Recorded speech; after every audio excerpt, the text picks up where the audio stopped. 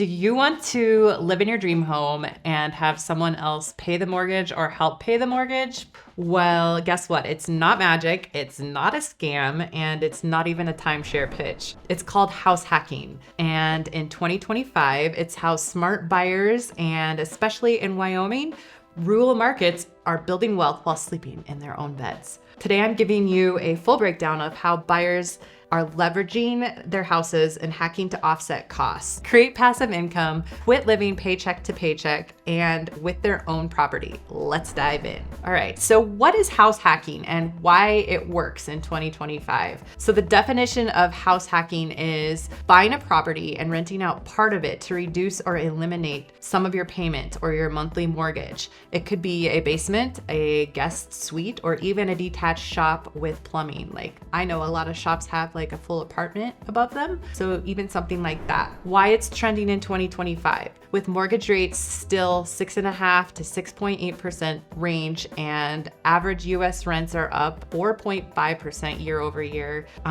It just makes buyers looking for creative ways to give them a little more wiggle room and covering like rising costs like insurance. I don't know about you, but my insurance has changed and I've had to shop it quite a bit because I'm not just gonna go there and let them raise it. It's trending because people are becoming wiser and figuring out ways to loosen up some of their funds. And this is a really great idea on how they can do so. It works well in Wyoming because many properties already have ADUs, mother-in-law suites, RV hookups, or even detached garages or the garages with a living quarters in or above them, like we were talking about earlier. And it's perfect for short-term or long-term income rentals. Loan programs support it. FHA and conventional lenders allow rental income to count towards your debt to income. It's called DTI when qualifying, especially with 2 to 4 unit properties or even short-term rental potential. So if you can get that qualified on your government-backed program, why not?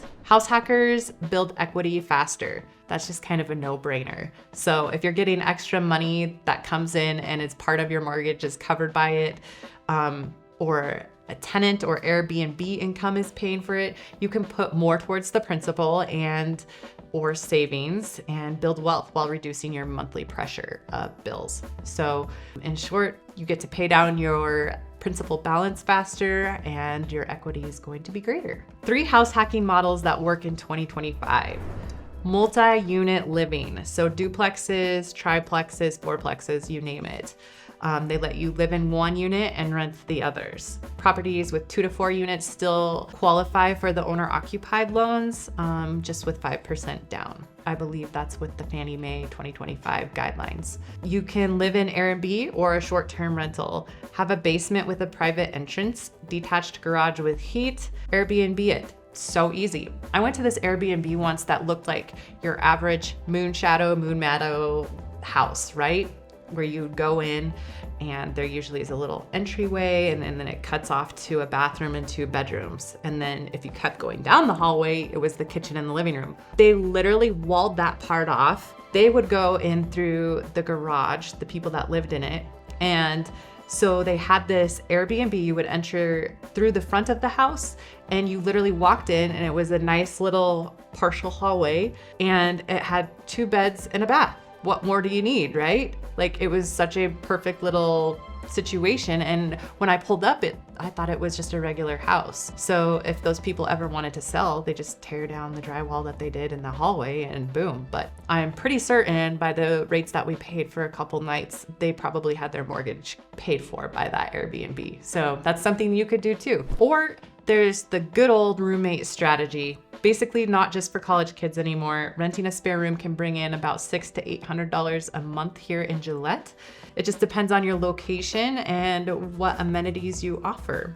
Especially popular for young professionals. I know like the hospitals, any of the oil field workers, places like that, they need something that is just for certain times of the month, 2 weeks on, 2 weeks off, night shift, whatever. RV hookup and pad rentals. I have had a few residential listings lately that have had multiple RV hookups, and it is pretty awesome because like they would say they would use it for when their family comes over and just hooks up their RV and stays a week here and there. But think about it this way on a money-making potential. You could literally Airbnb that out, and it's no inconvenience to you since you live in the house. All you need to have is that electrical outlet that is specifically wired in for RVs. And I don't know all the proper terminology for all of that, but you'll know if you have it. But that could bring in about $300 to $700 a month. It just depends time of year, what you offer, what kind of space. All right, the last but not least is commercial and storage space rental. If your shop or detached garage has heat and power, you can rent it out for winter boat storage. I know a lot of people have like RVs, and our winter here is so harsh. Maybe even somebody that has a nice truck that doesn't really drive it or car in the winter, you can rent that out to them and just store it for them. It's all heated and covered and perfect. All cash producing assets in 2025's gig heavy economy. I gave you a rundown of lots of different options. Maybe one of those will work. How to stick to house hacks safely and strategically. So understanding zoning and local rules. Pretty much all of the city, county, and all of the zoning rules for all of that apply for short-term rental regulations and HOA rules. So if your HOA says you cannot park boats outside, don't be renting part of your lot for storage. It's not gonna work. You need to make sure that your insurance and liability protection is covered. If you're hosting short-term guests or tenants, update your homeowner's insurance and consider a personal umbrella policy. I know my insurance agent has a whole separate policy for Airbnb. I guess it's a whole animal of its own, and it's very expensive, unfortunately.